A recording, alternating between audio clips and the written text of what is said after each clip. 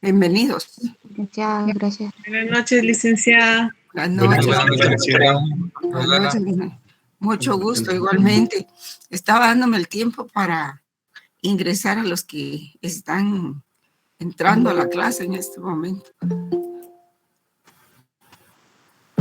Vamos a ver hoy la parte de los organismos descentralizados, que son las embajadas y los consulados.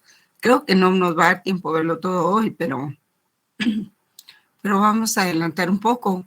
No sé si ustedes ya consiguieron su convenio de Viena sobre relaciones diplomáticas.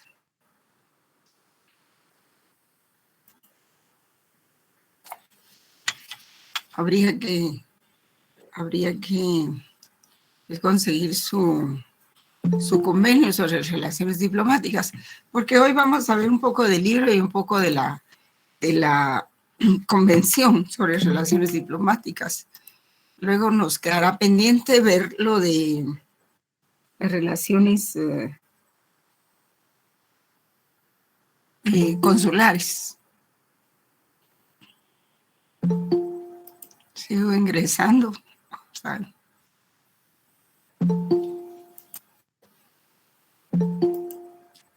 Ahí está, es que es uno por uno. Vamos 100.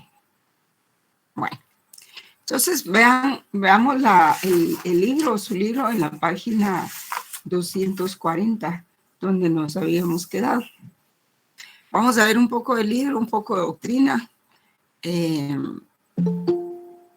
pero siempre es del mismo tema. Ayer hablamos de las funciones principales del ministerio. No sé si tuvieron oportunidad de leer, pero tiene múltiples definiciones. En realidad a veces piensa uno que es un superministerio porque pues sus funciones se dirigen a todos al abanico de funciones sectoriales del Ejecutivo, ¿verdad? Y en el Ejecutivo creo que tenemos 14 ministerios, no me acuerdo cuántos son, pero cada uno de los ministerios representa un sector de trabajo del Ejecutivo. Y creo que ahora van por 14, no estoy segura.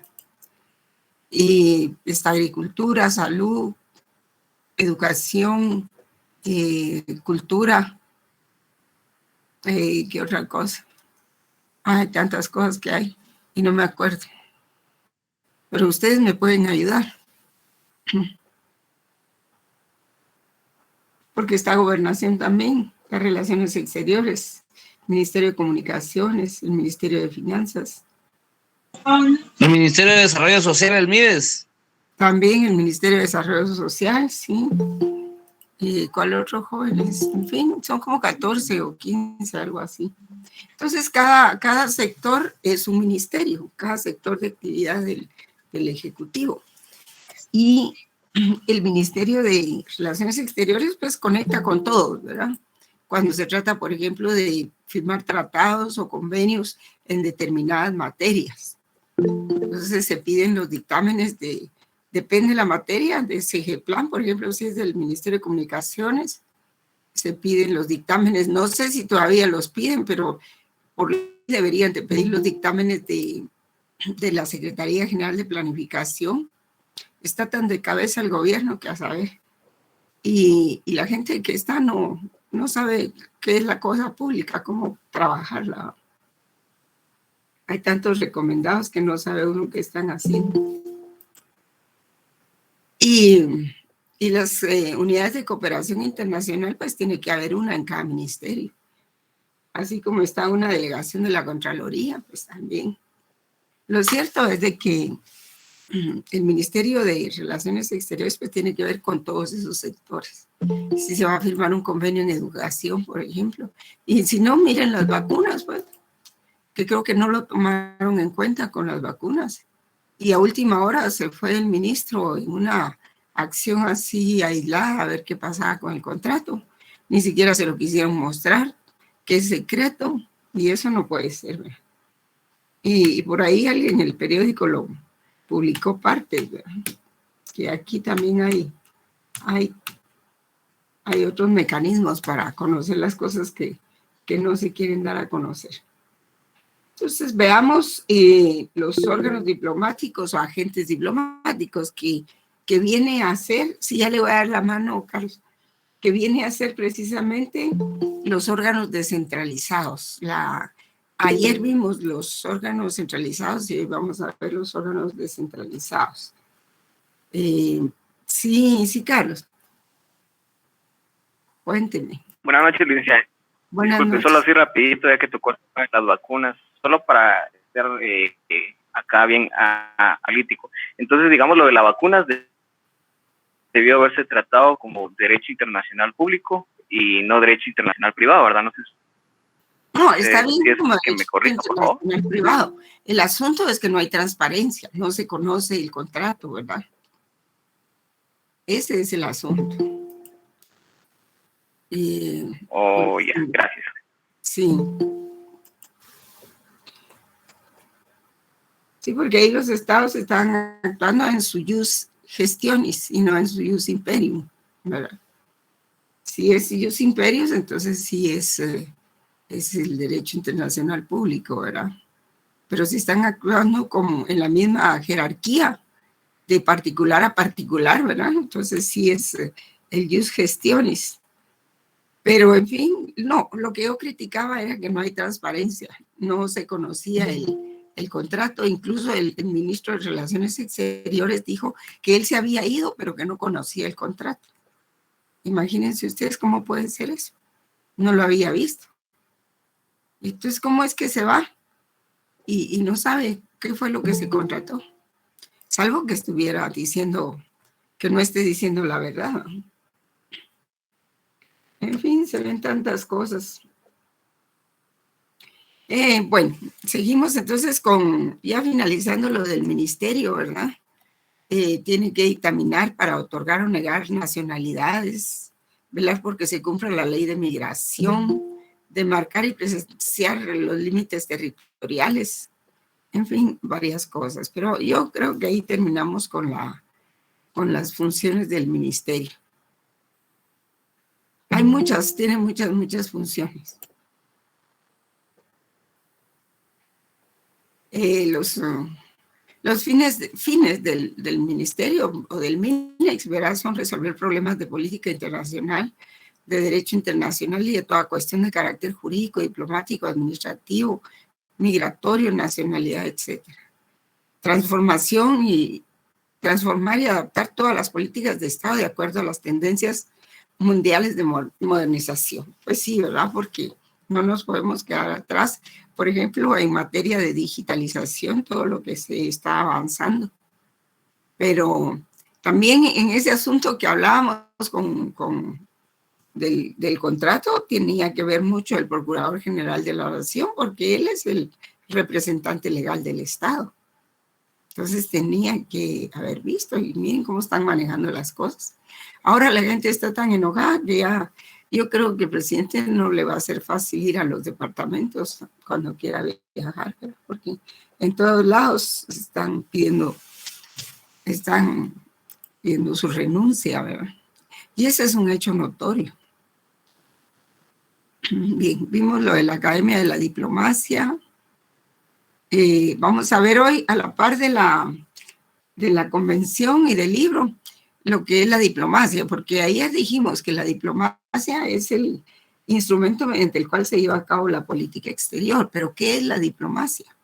Diplomacia, pues, es la ciencia y el arte de la representación de los estados y de las negociaciones para el sostenimiento de las relaciones internacionales en tiempos de paz. Pues sí, ¿verdad? Porque en tiempos de guerra hay otros mecanismos. Están los mecanismos de solución de conflictos, mecanismos pacíficos de solución de conflictos. En tiempos también, eso es en tiempos de paz.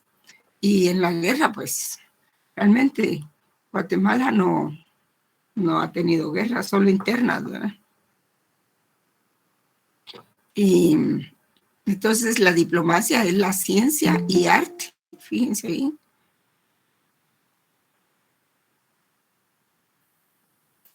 Estoy dando ingreso a los jóvenes.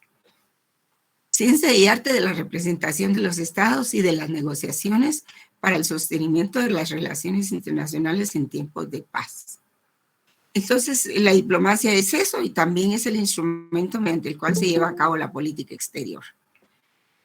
¿Qué es la política exterior? Pues es el conjunto de decisiones tomadas por un gobierno frente a otros estados. Y digamos un poco la historia de la diplomacia, pues en tiempos parece que muy lejanos, pues utilizaba un documento que se llamaba diploma, que era como un documento oficial en el que acreditaba que quien lo portara, pues era representante de determinado monarca o rey y que se solicitaba que le pidieran la debida atención.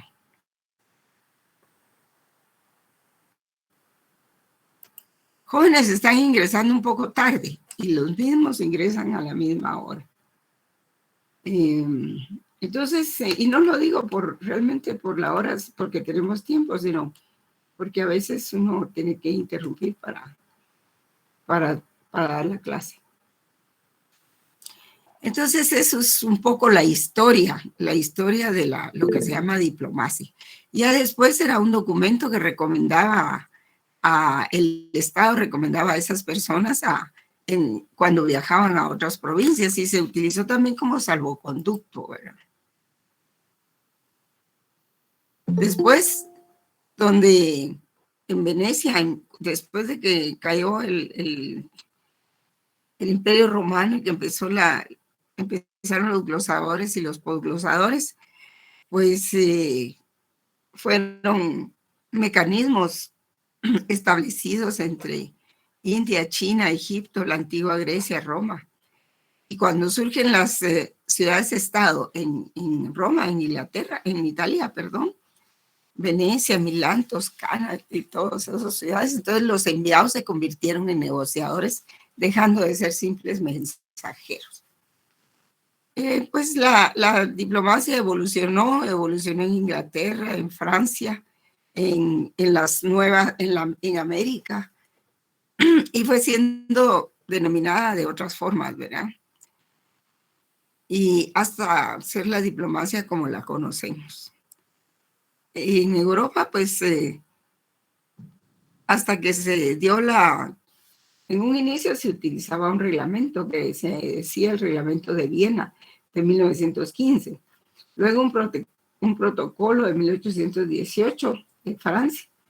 Un convenio, la misma convención de Viena, pero ya fue en 1961 que finalmente logran agrupar todas las disposiciones legales de la convención en cuanto a diplomacia, a los diplomáticos y en cuanto a los cónsules. Entonces, por ejemplo, tenemos ¿qué es un agente diplomático, verdad? Ahí lo tienen ustedes en el libro. No sé si alguien me puede hacer el favor de leer. ¿Qué es un agente diplomático? Si lo tienen ahí a la mano. Yo, licenciada, buenas noches. Dice... Gracias. Ay,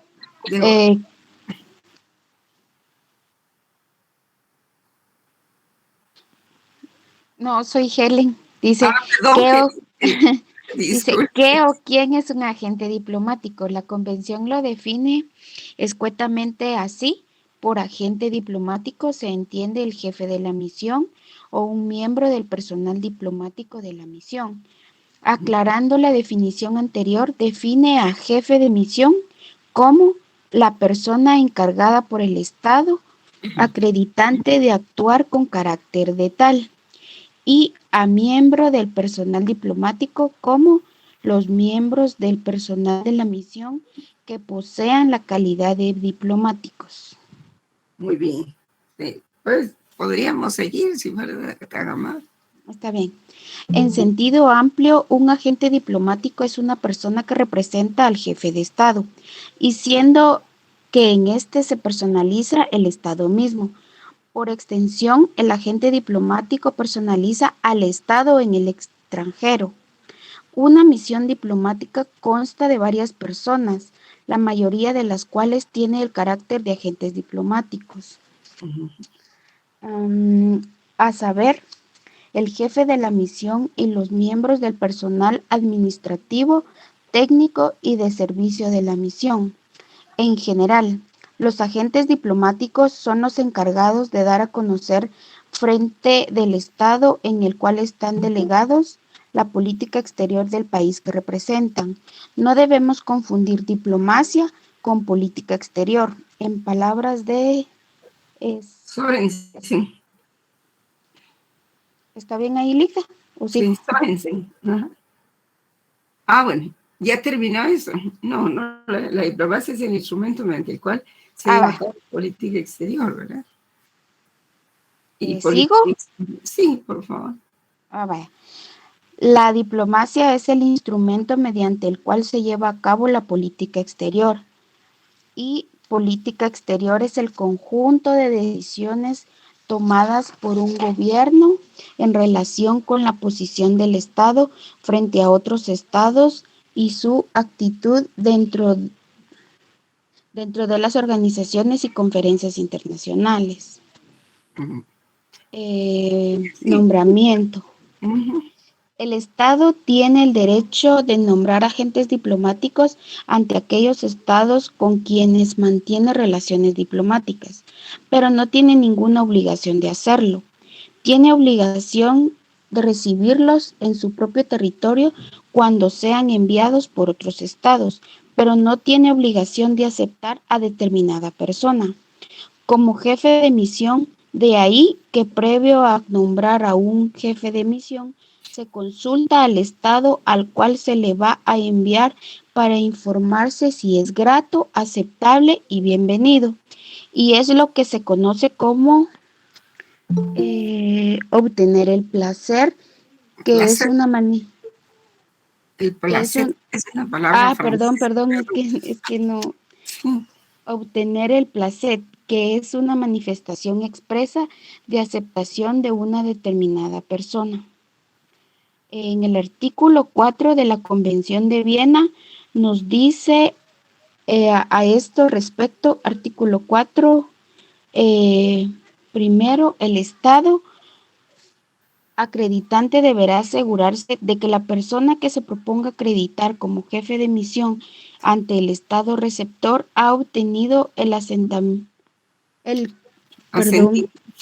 consentimiento de ese Estado. Segundo, el Estado receptor no está obligado a expresar al Estado acreditante los motivos de su negativa a otorgar el Perdón, Ligda, es que mi no se ve el asentimiento. Ah, bueno, perdón. Sí, no te iba. ¿Sigo o hasta ahí? Puede nombrarse a un mismo agente diplomático para varios estados, lo cual se conoce con el nombre de concurrencia. Concurrencia, sí, muchas gracias. Vamos a explicar aquí qué son concurrencias. Muchas gracias, Helen. Después la molesto. Sí, Guatemala, ¿cuántos países hay en el mundo, jóvenes? Hay aproximadamente 194 países en el planeta. Y Guatemala tiene relaciones diplomáticas con 155 de esos 194. Entonces, porque hay países que van surgiendo, pequeños países que van surgiendo. No todos tienen muchos años de haberse fundado. Entonces, de esos 194 aproximadamente, Guatemala tiene relaciones con 155 países. Tiene 40 embajadas residentes en el exterior, 65 concurrencias, que era lo que leía Helen ahí, porque decía, puede nombrarse a un mismo agente diplomático para varios estados, lo cual se conoce con el nombre de concurrencia. O sea que tiene 65 funcionarios que representan a Guatemala en el resto de los países donde no hay un embajador, ¿verdad? 65 concurrencias desde 22 países de embajadas residentes en el exterior. 50 países con relación diplomática a través de la misión en Nueva York ante las Naciones Unidas y 4 misiones ante organismos internacionales. En la ONU, en Nueva York, en la ONU en Ginebra, en la OEA y en la OMC, que es la Organización Mundial de Comercio. Entonces, lo que acontece aquí es de que A veces no hay dinero, no hay presupuesto para poder abrir una embajada en cada país del mundo. Entonces solo se abren las embajadas que se consideran necesarias. En las demás se hacen conexiones, como esas concurrencias, ¿verdad? Porque dentro de la Convención de Viena se acepta de que un país puede representar a otros países ante otro Estado. Por ejemplo, antes, hace como unos 15, 20 años, creo que la única embajada, y era una embajada más que todo muy pequeña, no era embajada, era como una consejería o algo así, que tenía Suiza en Guatemala. Pero además era una oficinita nada más. Además, en esa oficinita se representaba en Guatemala a los Países Bajos, Holanda, Bélgica. ¿Y cuál es el otro país bajo que se conoce? Y a protectorados como Mónaco, como Andorra, ¿verdad? Entonces no tenían un embajador en Guatemala porque pues como casi no tienen relaciones con estos países, ¿verdad? En cambio, la embajada, digamos, la oficina de Suiza sí es importante. Acuérdense que toda la gente de dinero manda su dinero para Suiza, ¿verdad? Y toda la gente, y mucha gente que no quiere que estén a la vista sus bienes, ¿verdad?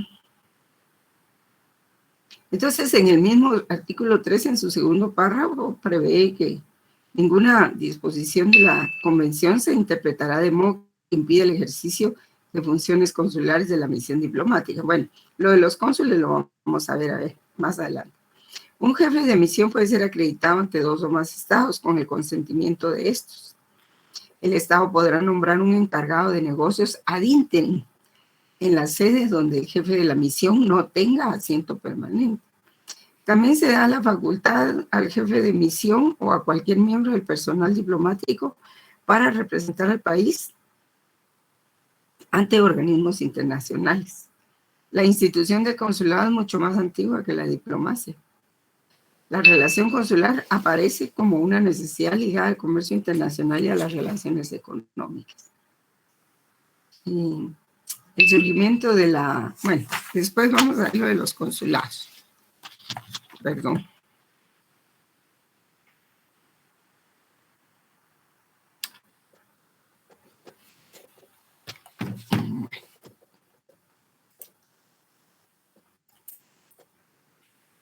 Bueno, entonces, ya leyeron ustedes ahí que es un agente consular y ya vieron también de que el agente el agente diplomático, ¿qué es un agente diplomático? ¿Y quién puede ser un agente diplomático?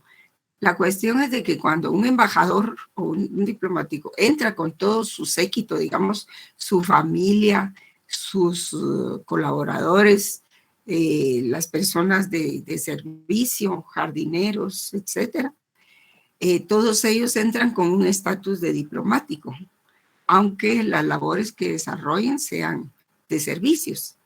Y ese estatus lo mantienen porque es la forma de poder ingresar a otro país y que les den donde vivir y también que los eximan de impuestos y que no puedan ser procesados en el país donde prestan sus servicios. Porque un compañero me decía, pero mire, licenciada, ¿cómo se diferencia un agente diplomático? Todos tienen diplomacia, estatus diplomáticos y todos lo tienen, aunque sea el más humilde de los servidores del embajador.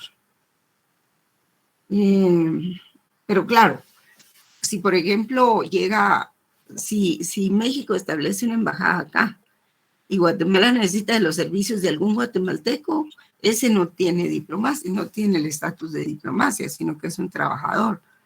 Y lo que tiene que hacer México es con las prestaciones que ordena el Código de Trabajo para ese trabajador. Entonces, de acuerdo con el artículo 3 de la Convención, las funciones de los diplomáticos son normales y excepcionales. Normales, pues son las que se dicen ahí en toda esa cantidad de funciones, ¿verdad? Ustedes las pueden leer aquí. Vamos a ver, las pueden leer en la página 243, que habla en el artículo 3 de las funciones. Y las funciones normales, por decirlo así, es representar al Estado acreditante, proteger sus intereses en el del Estado acreditante en el receptor, negociar con el gobierno receptor, enterarse de todo lo que pasa en el gobierno, en el Estado receptor y avisarle a su gobierno, ¿verdad? Lo que está pasando. Por ejemplo, aquí todo lo que está pasando, que es esos movimientos, las manifestaciones que le piden la renuncia al presidente y a la fiscal, pues todo eso lo informan sus embajadas a sus respectivos países. No pueden dejar de reportar. Es parte de sus funciones normales. Y excepcionales, pues es representar los intereses de un tercer estado en el estado receptor. Por ejemplo, como les decía yo, que la oficina de Suiza, pues representaba también a los Países Bajos en Guatemala. Ellos no tenían oficina aquí. La cuestión del nombramiento del jefe de misión, pues tiene un procedimiento. Por ejemplo, si Guatemala va a enviar un embajador a Estados Unidos, a Nueva York, o a, ¿cómo se llama?, a México, pues primero manda su hoja de vida, su currículum, y manda la solicitud y avisa, ¿verdad? Y puede ser que México diga que sí, pero puede decir que no. Y si dice que no, no tiene México que decir cuáles son los motivos o las razones por qué no lo recibe. Simplemente dice que no. Pero si lo recibe, entonces ahí tenemos un documentito que se denomina el placet. Placet es una palabra en francés, ¿verdad? Que es como que le da gusto que venga, como que es grato, aceptable, como dice, bienvenido, ¿verdad?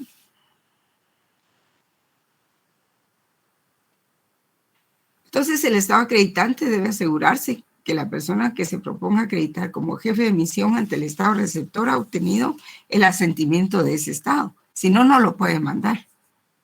Y el Estado receptor no está obligado a expresar los motivos de su negativa.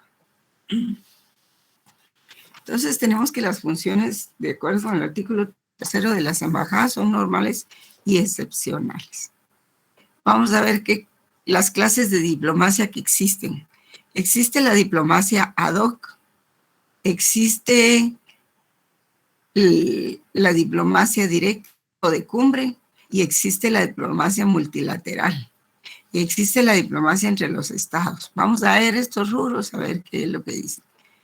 La diplomacia ad hoc es otorgada por un tiempo y para un cometido determinados. Las funciones de las misiones diplomáticas especiales acreditadas ante estados serán determinadas por el consentimiento mutuo del estado que envía del estado receptor. Serán determinadas por el consentimiento mutuo tanto del estado que envía como del estado receptor, ¿verdad?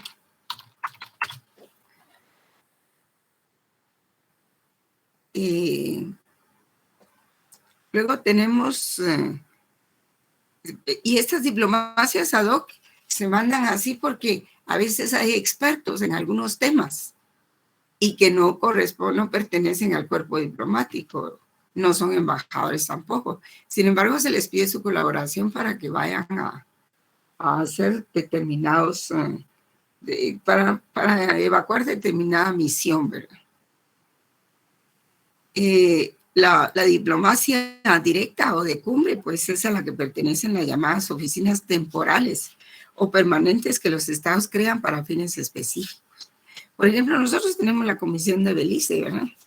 Y la Comisión de Belice chequea todos los aspectos de las cuestiones de Belice. O sea, se crean de forma temporal o permanente con fines específicos. Se envían por ese medio funcionarios técnicos para la discusión de sus asuntos concretos y son llamadas misiones especiales. Está la diplomacia multilateral, que generalmente es la diplomacia que ejerce un país ante organizaciones como Naciones Unidas, ¿verdad? Que tiene relaciones con diferentes países. Y puede ser una relación diplomática de negocios, porque depende de la confianza entre los gobiernos, o puede ser cuestiones de globalización, de política, de economía, leyes, seguridad social, valores, etcétera. Pero aquí intervienen varios países y varios organismos, o un organismo internacional. Bueno, luego tenemos la clasificación de las misiones especiales. Las misiones especiales pueden ser funciones protocolares. Por ejemplo, rendir homenajes en cambios de gobierno, asistir a una boda real. Esas son las de protocolo nada más. Las técnicas, pues, será coordinar actividades pesqueras, militares, comerciales o de otro tipo, ¿verdad? Las de naturaleza política, pues, se prestan para coordinar la acción internacional de los estados al firmar, por ejemplo, un tratado de paz o arreglar una alianza. Por ejemplo, el ofrecimiento que hizo México de que fuera la sede de las pláticas entre el gobierno de Maduro y el otro gobierno que está ahí, el gobierno de, ¿cómo se llama este joven? La oposición, pues, y la oposición. Entonces, esas son también misiones muy especiales, ¿verdad? Que pueden tener repercusión política. Pero no digamos los tratados pueden firmar un tratado de paz. Ahora, los que son de carácter digamos, fronterizo, para determinar fronteras, sí tienen mucho impacto económico, político, social y de todo tipo.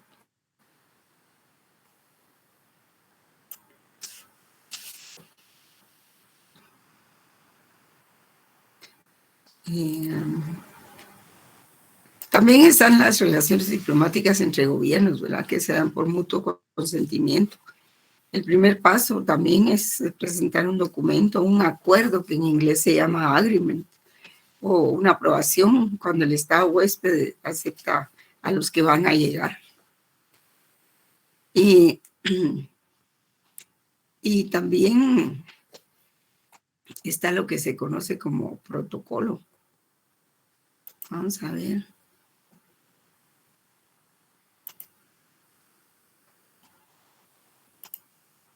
Lo que se conoce como protocolo. Yo les había hablado a ustedes de que cada convención o cada tratado tiene un protocolo, que es un anexo, documento anexo al convenio principal y que sirve para actualizar los datos. Por ejemplo, con eso de la convención de las sustancias que afectan la capa de ozono.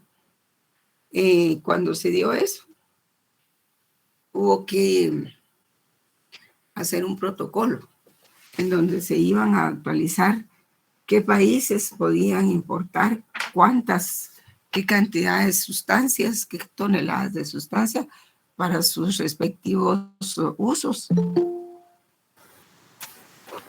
Y también qué era lo que no se admitía. Entonces, para eso sirven los protocolos. Son instrumentos para actualizar datos de los convenios, para no modificar el convenio grande, ¿verdad? El principal, el matriz. Pero en este caso, la palabra protocolo tiene otra significación.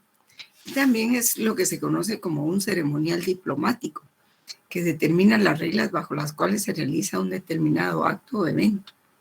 Y se define como las bases fundamentales para la preparación, organización y ejecución de actos oficiales, basándose en normas, leyes, usos y costumbres necesarias para la correcta organización y desarrollo de los actos. El protocolo no se impone, el protocolo se aconseja. Y esto sirve para Por ejemplo, cuando se van a presentar las cartas credenciales a ¿cómo se llama? Ya estoy yo como la fiscal, ¿no? Se me pegó. Cuando se van a presentar las cartas de estilo de los embajadores, con esa frasecita. Pero también hay otros elementos del protocolo, como ceremonial diplomático. Y es una serie de reglas uniformadas internacionalmente por los hábitos y costumbres e incluso normas que se utilizan en los congresos de Viena, que se observan en las relaciones de los agentes diplomáticos y de las autoridades superiores del país ante el cual están acreditados.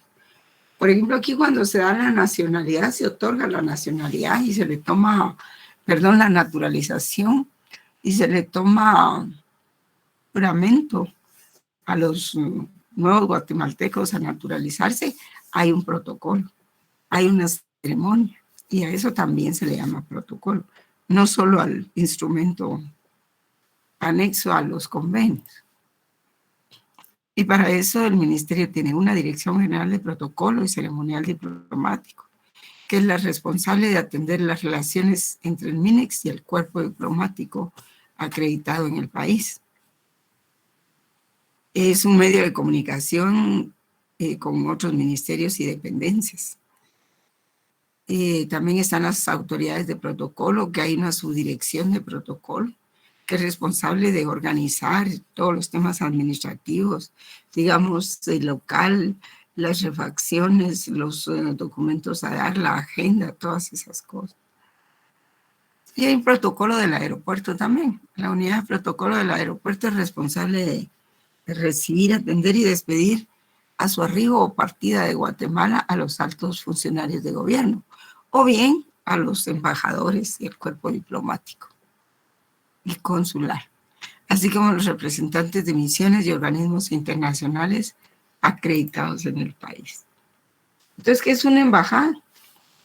Es la representación diplomática de un gobierno nacional ante el gobierno de otro país. Es la representación, transmite los mensajes. Esta representación transmite los mensajes de su gobierno al gobierno del otro país, porque tiene que tenerlo informado de qué es lo que pasa. Les decía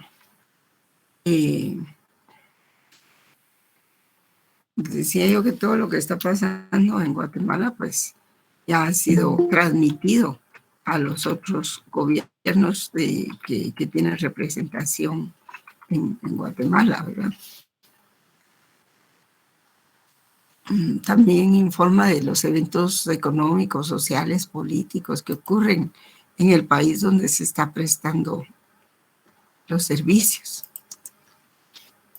Entonces tenemos lo que es la embajada, ¿verdad? Que es la representación diplomática de un gobierno nacional ante el gobierno de otro país.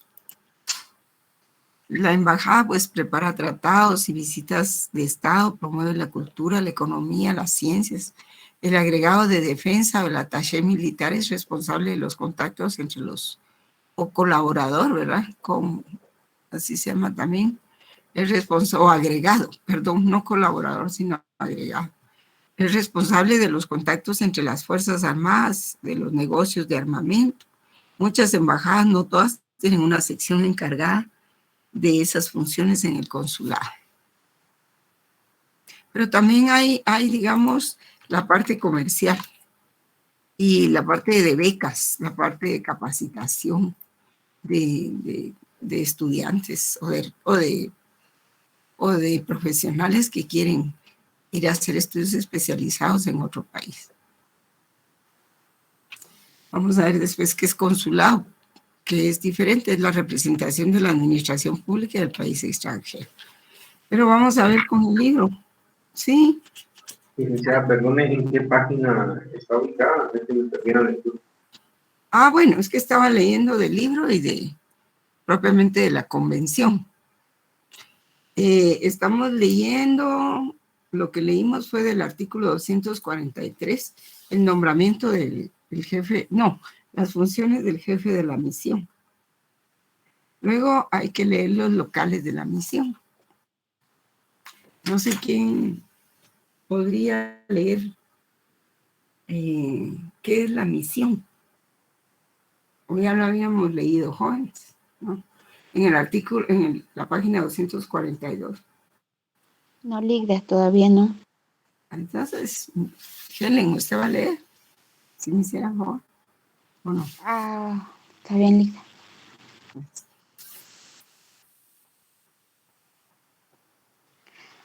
La misión propiamente, para los compañeros es la página 242. Uh-huh.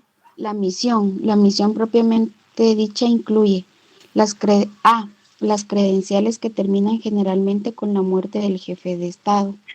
B, el pasaporte diplomático.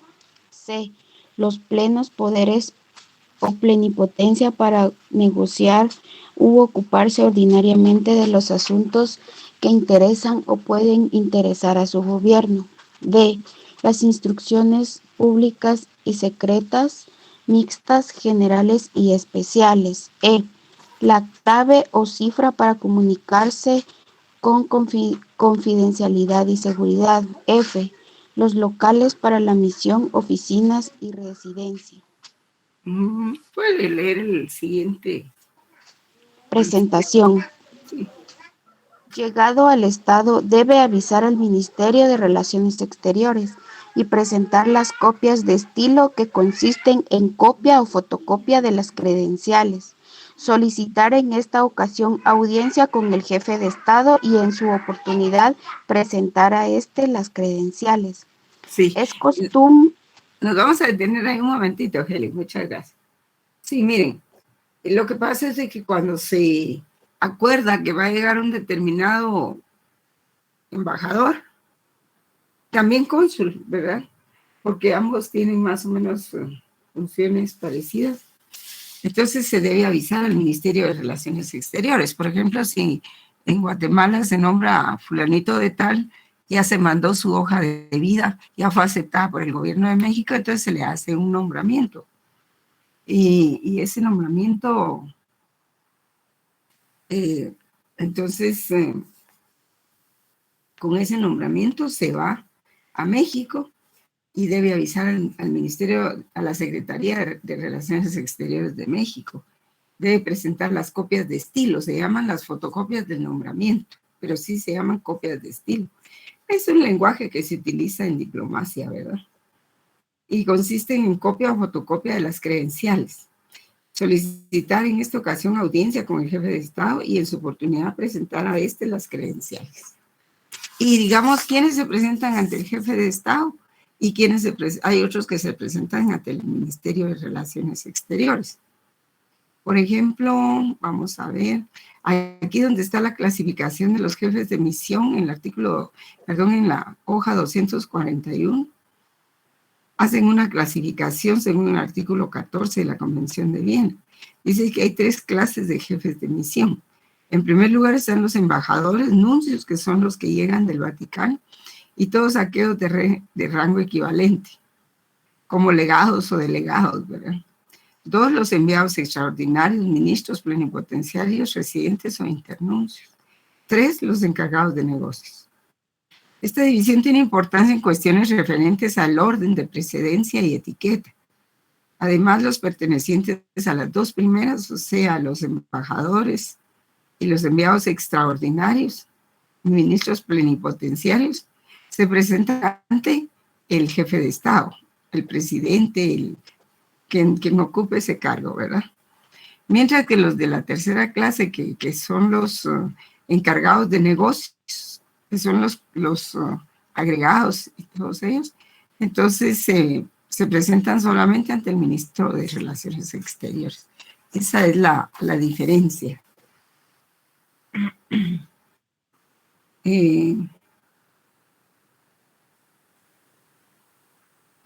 Puede que presenten un discurso, a veces se acompaña que digan algunas palabras, o puede ser que solo se presenten y nada más, ¿verdad? Dependiendo de cada quien.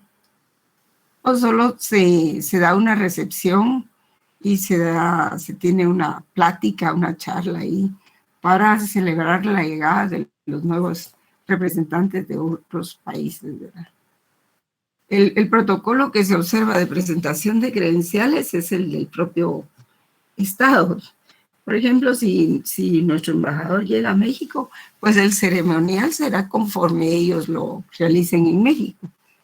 Si son embajadores que vienen a Guatemala, el ceremonial será de acuerdo con lo que aquí se acostumbra. Entonces ahí están las funciones del jefe de la misión, que creo que esas ya las habíamos leído. Y luego los locales de la misión, que tenemos que, vamos a ver, los locales de la misión, que de acuerdo con el artículo 1 de la convención, son los edificios o parte de los edificios, sea quien fuera su propietario, utilizados para la misión, incluyendo la residencia del jefe de la misión, así como el terreno destinado al servicio de esos edificios o partes de ellos. Estos locales están situados generalmente a la mano, ¿verdad?, en la ciudad donde van a tener sus actividades los diplomáticos.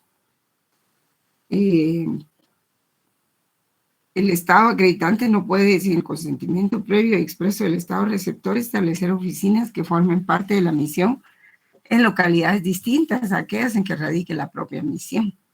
Salvo que se trate, por ejemplo, de gobiernos federales, como por ejemplo Estados Unidos, que a veces hay un embajador en Nueva York, otro embajador en Washington, y así, ¿verdad?, en los principales estados donde hay más población latinoamericana o guatemalteca, perdón. Y si no, pues solo fundan consulados y tienen solo un embajador o dos embajadores. Porque la capital realmente de Estados Unidos es Washington. Y es ahí donde se tiene que tener al embajador. Todos los demás pues serán consulados para que puedan extender documentos a favor de guatemaltecos que estén allá, que puedan registrar los hechos y actos jurídicos, como los nacimientos, los divorcios, los fallecimientos, etc. Pero después vamos a ver lo referente a los cónsules. Entonces los locales gozan también de inmunidad y inviolabilidad, y pues los embajadores no tienen que pagar impuestos. Salvo que compren algo en el supermercado, entonces sí tienen que pagar el IVA, ¿verdad?, cada quien, porque eso ya es una cuestión muy personal. El Estado acreditante no puede, sin el consentimiento previo expreso del Estado receptor, establecer oficinas que formen parte de la misión en localidades distintas. Eso ya lo había leído. El Estado receptor debe facilitar la adquisición en su territorio, de conformidad con sus leyes, por el Estado acreditante, de los locales necesarios para la misión, o ayudar a este a obtener alojamiento de otra manera. Sí, esas facilidades las tiene que dar el Estado receptor. Tiene que ponerles también buenas líneas de comunicación, internet, teléfonos, etc. También, cuando sea necesario, obtener alojamiento adecuado para sus miembros. Los locales son inviolables. Y las personas, los agentes del Estado receptor, no pueden penetrar en ellos sin el consentimiento del jefe de la misión, precisamente por el principio de extraterritorialidad. El Estado receptor tiene obligación de adoptar todas las medidas adecuadas para proteger los locales de la misión, evitar toda intrusión o daño y evitar que se turbe la tranquilidad de la misión o se atente contra la dignidad del embajador. También el mobiliario, la información, los documentos, el transporte de los miembros de la misión no podrán ser objeto de ningún registro, requisa, embargo o medida de ejecución. Por eso, cuando se utilizan esos vehículos, se les pone una placa en especial que dice CDEVA, cuerpo diplomático.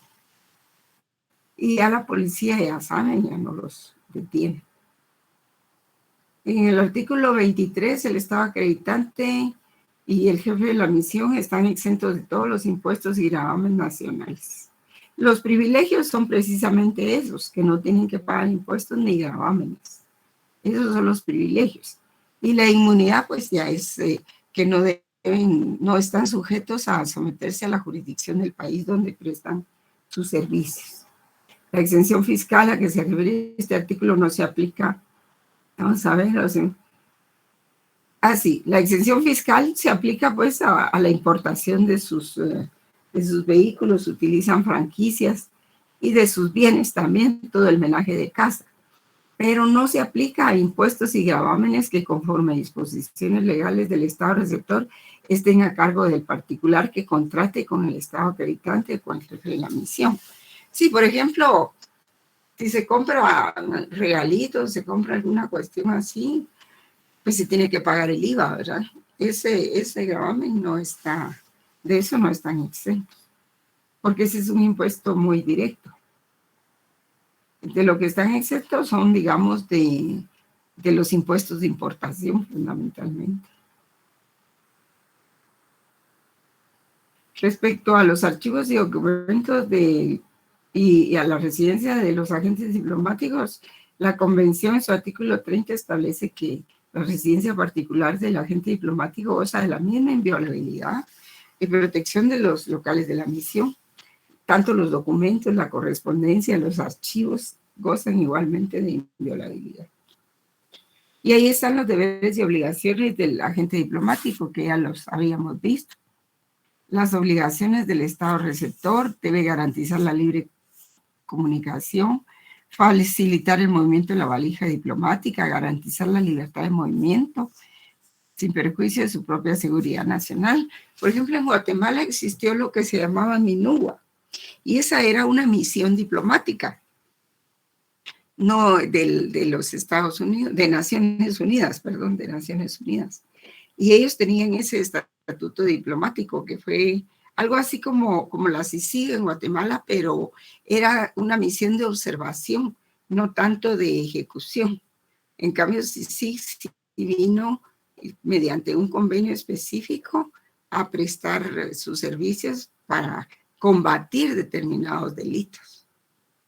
De manera que el director, el jefe de la misión, no tenía el carácter de un embajador como para que lo declararan non grato.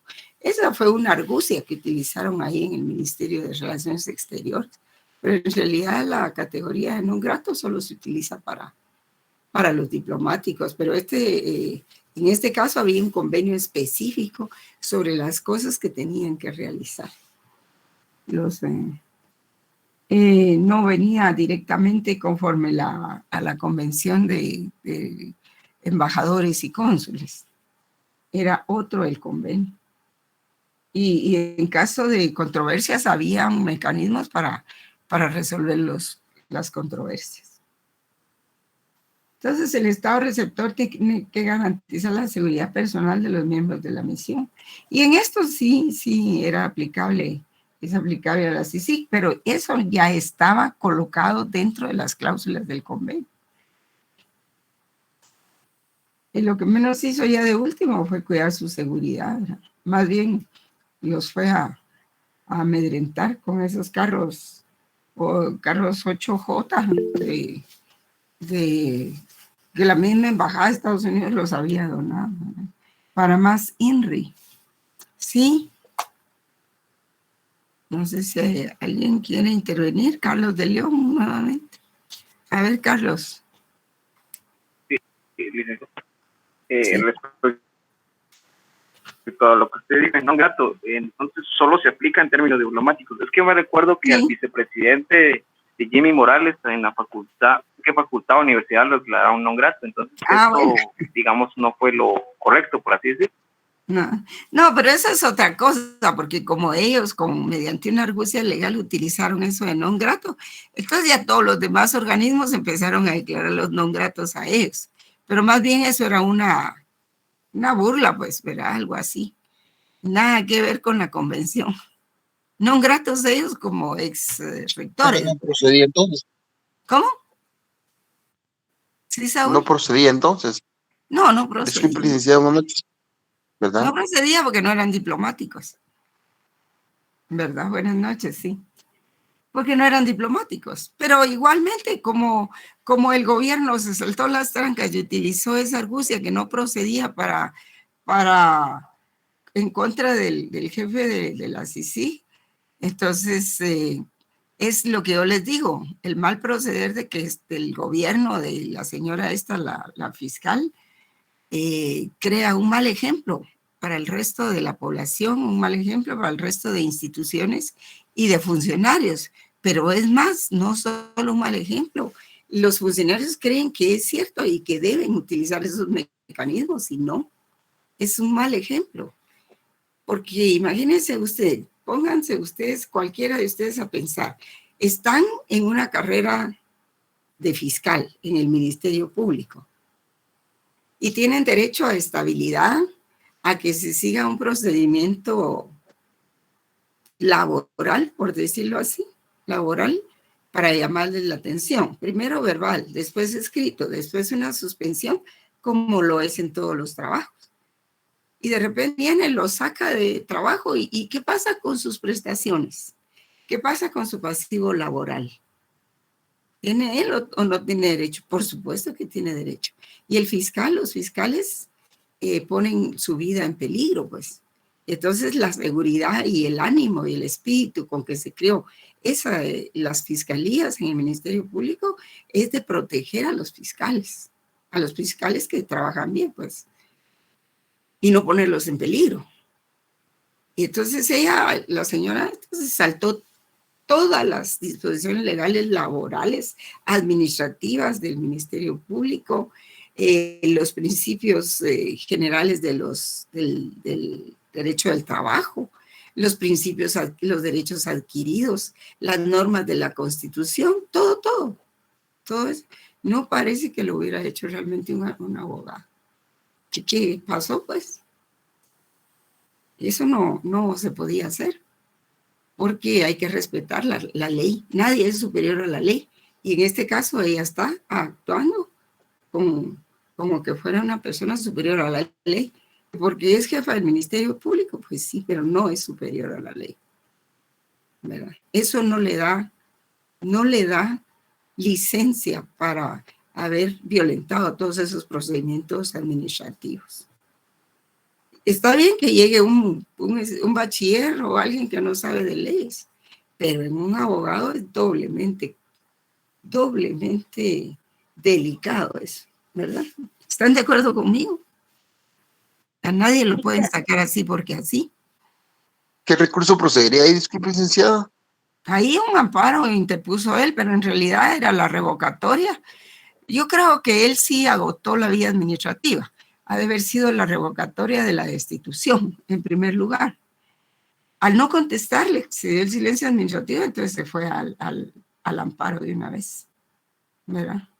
O también como el problema es que se dio una situación muy especial y un peligro latente, ¿verdad?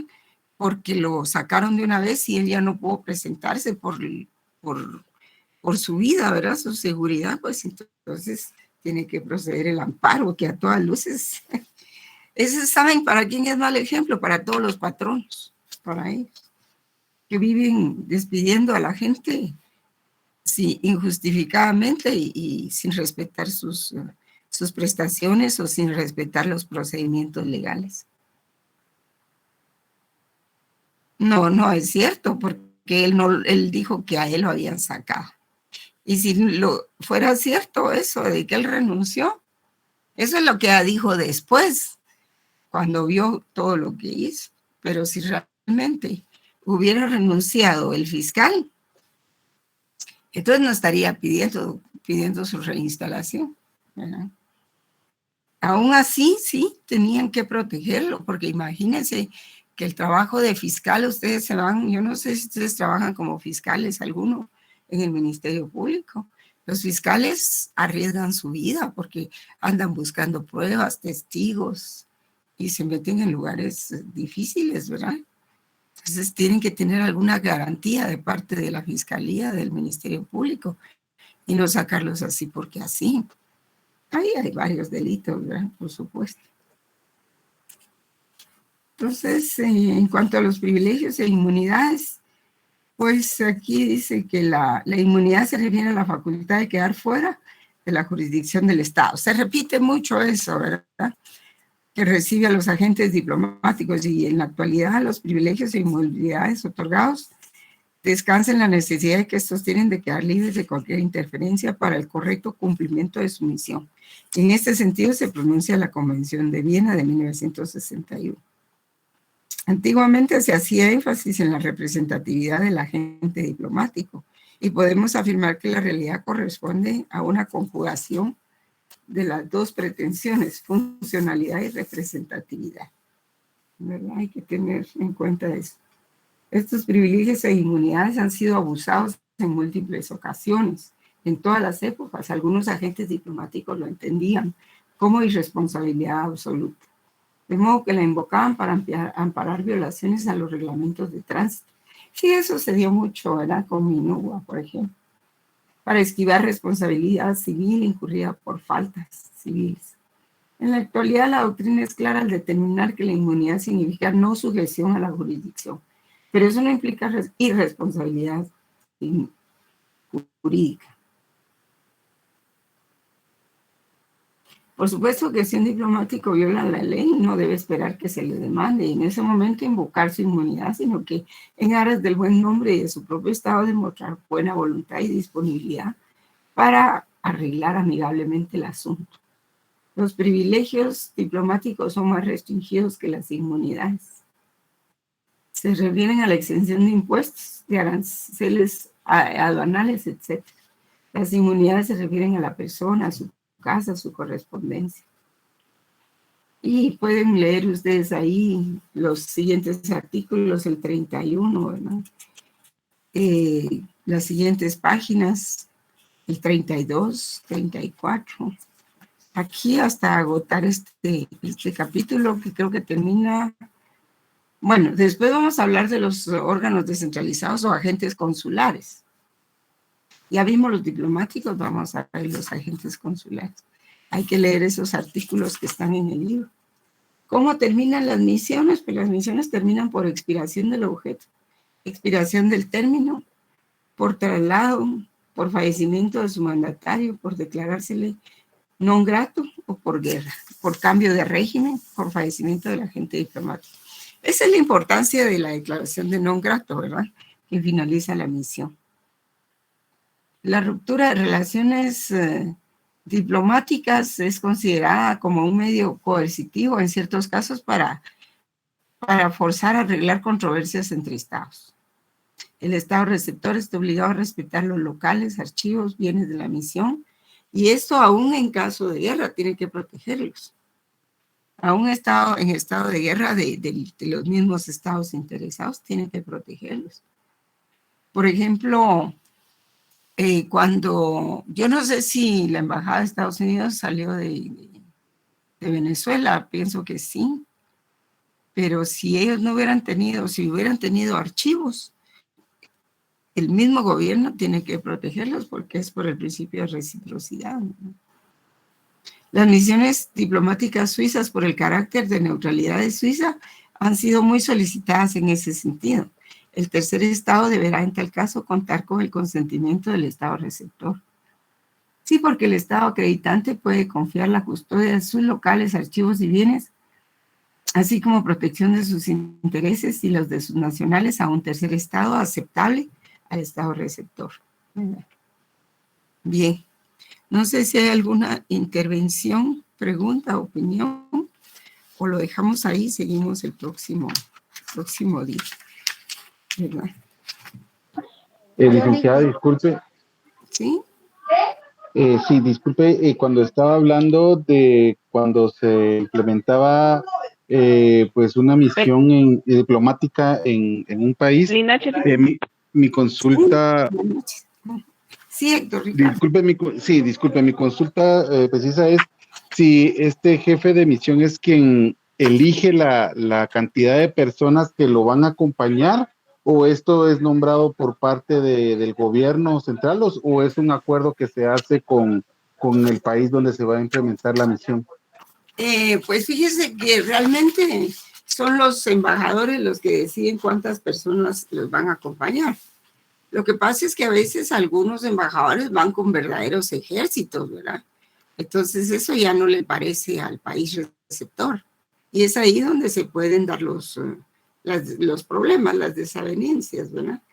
Pero siempre la cantidad de personas que lleve debe estar dentro de un equilibrio, ¿verdad? Un equilibrio racional para lo que van a hacer sus misiones.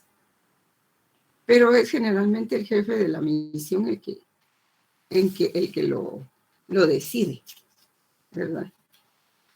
Muchas gracias, licenciada. Feliz noche. Para servirle. Sí, Zuli, me iba a hablar, ¿no? Ya no me quiere hablar, Zuli. Bueno, entonces lo dejamos ahí para el próximo día. Ya casi vamos a entrar a los diplomáticos consulares, a los cónsules, a la parte de los cónsules, o sea, la otra convención. Y por favor leer esos capítulos que les indico, porque es más fácil entender la convención si se lee. La de los cónsules es un poquito más complicada, ¿verdad? Muy bien, jóvenes. Les deseo un excelente. Sí, muchas gracias. Sí, muchas gracias. A ustedes, jóvenes, a ustedes, jóvenes. Buenas noches.